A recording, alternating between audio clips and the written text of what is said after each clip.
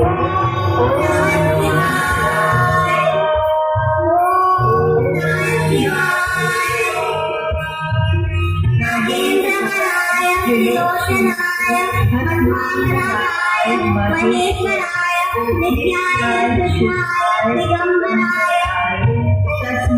नकाराय नमः शिवाय।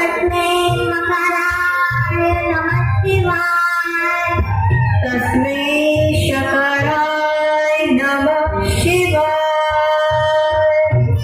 तस्मै मकराय नमः शिवाय। तस्मै यकाराय नमः शिवाय।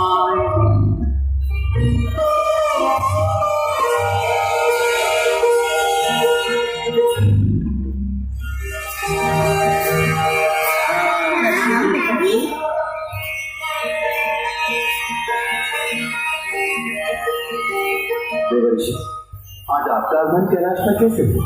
देवादिदेव आपके दर्शनों के लिए और ये बताने के लिए कि सभी देवगण आपके पुत्रों के विवाह के आमंत्रण की प्रतीक्षा कर रहे हैं। देव ऋषि ठीक ही कहते हैं, हमारे पुत्र अब बड़े हो गए हैं, अब हमें इनका विवाह कर देना चाहिए। देवी पार्वती, विचार तो तुम्हारा ठीक है, परंतु पहले किसका विवाह रचाना पसंद करूंगी? क्यों ना हम दोनों के सामर्थ्य और ज्ञान की परीक्षा लें और जो अपने आप को ज्यादा योग्य सिद्ध करे उसी का विवाह पहले करें। चिरंजीव कार्तिकेय और गणेश, तुम दोनों पुत्र हमारे लिए एक समान हो, किंतु तुम्हारी माता और हम ये जानने को उत्सुक हैं, तुम दोनों ये निश्चित करो कि तुम दोनों में से श्रेष्ठ कौन है। हम अपनी श्रेष्ठता की परख अपने आप ही कैसे कर सकते हैं सास? तो ऐसा करते हैं कि तुम दोनों पृथ्वी की परिक्रमा करो और जो परिक्रमा करके पहले लौट आएगा उसी का विवाह पहले कर देंगे। जैसे आपकी इच्छा।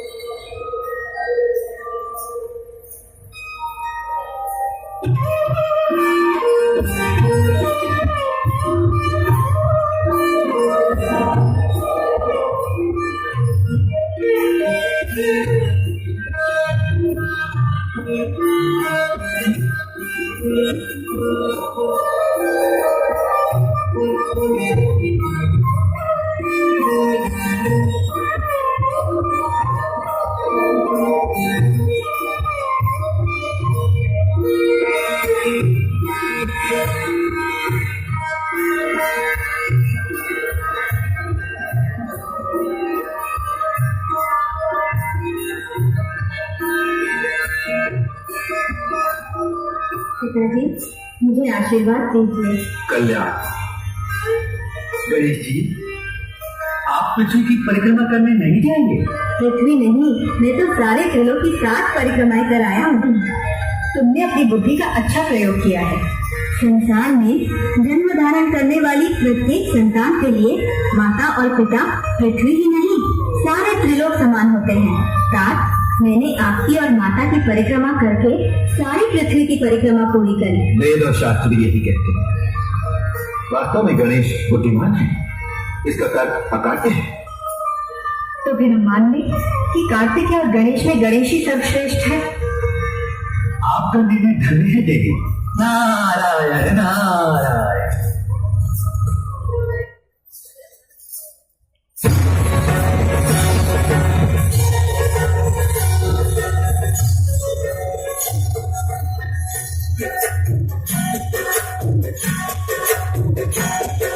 जय गणेश जय गणेश जय गणेश देवा। जय गणेश जय गणेश। माता रानी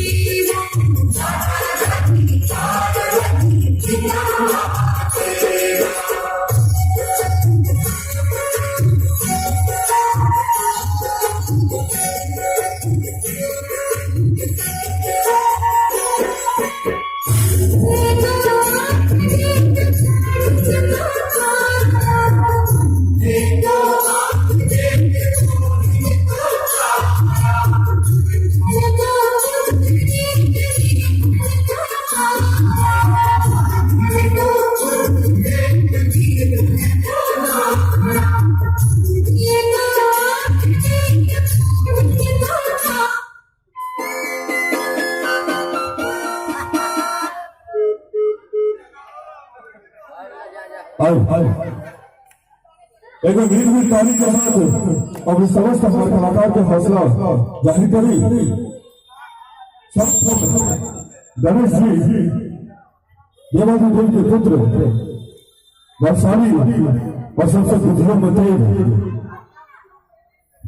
दुनिया को परिक्रमा करे से नहीं कर माता पिता की परिक्रमा कर ली तो सब चीज मिल जाए और चलिए अभी के सुंदर से महल में वह विश्व जाकर मातृवंश के माध्यम से सुंदर